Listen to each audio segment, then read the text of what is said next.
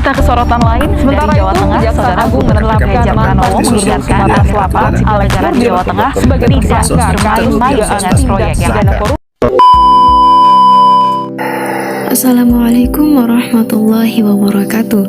Kami dari kelompok 2 dengan anggota kelompok Susi Pujianingsih, Tessa Saputri, dan Widi Aminarti. Baik, pada video pembelajaran kali ini kami akan membahas mengenai faktor penyebab korupsi. Faktor penyebab korupsi terbagi menjadi dua bagian, yaitu faktor penyebab internal dan faktor penyebab eksternal. Faktor penyebab internal merupakan faktor pendorong korupsi yang berasal dari dalam diri setiap manusia. Faktor ini terbagi menjadi 3 aspek, yaitu sifat tamak, gaya hidup konsumtif, dan moral. Sifat tamak berasal dari dalam diri manusia yang terjadi ketika seseorang memiliki hasrat besar untuk memperkaya diri dan tidak pernah merasa puas terhadap apa yang telah dimiliki. Aspek selanjutnya ialah gaya hidup konsumtif. Di era saat ini, terutama di kota-kota besar, sering menjadi faktor pendorong terjadinya gaya hidup yang konsumtif. Oleh karena itu, jika perilaku konsumtif tidak seimbang dengan pendapatan yang memadai, maka berpeluang untuk melakukan berbagai tindakan demi memenuhi hajatnya. Salah satu kemungkinan tindakan itu adalah korupsi. Aspek yang ketiga adalah moral. Seseorang dengan moral yang lemah cenderung mudah tergoda untuk melakukan tindakan korupsi. Godaan tersebut bisa berasal dari atasan, teman setingkat, bawahan, maupun pihak lain yang memberikan kesempatan untuk melakukan tindakan tersebut. Oleh karena itu, dapat dikatakan bahwa dari aspek moral, misalnya lemahnya keimanan, kejujuran, rasa malu, aspek sikap maupun perilaku seperti pola hidup konsumtif, dan juga aspek sosial seperti keluarga, dapat mendorong seseorang untuk berperilaku korup. Faktor penyebab eksternal merupakan faktor pendorong korupsi yang berasal dari luar diri manusia.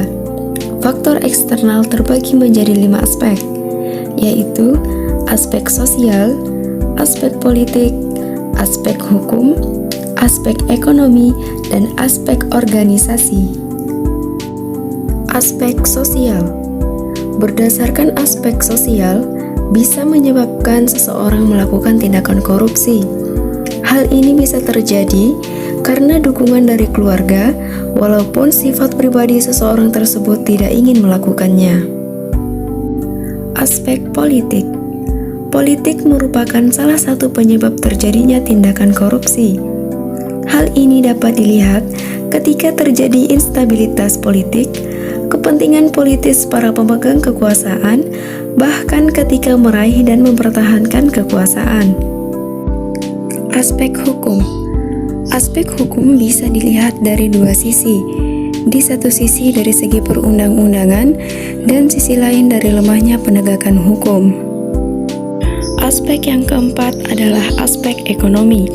Aspek ekonomi juga merupakan salah satu penyebab terjadinya korupsi. Hal ini dapat dijelaskan dari pendapatan atau gaji yang tidak mencukupi kebutuhan. Aspek yang terakhir adalah aspek organisasi. Aspek organisasi adalah dorongan dari lingkungan sehingga terjadinya korupsi yang terjadi dari kultur, pimpinan, akuntabilitas, dan manajemen. Faktor penyebab korupsi dalam perspektif teori. Ghosn teori dari Jack Bullock.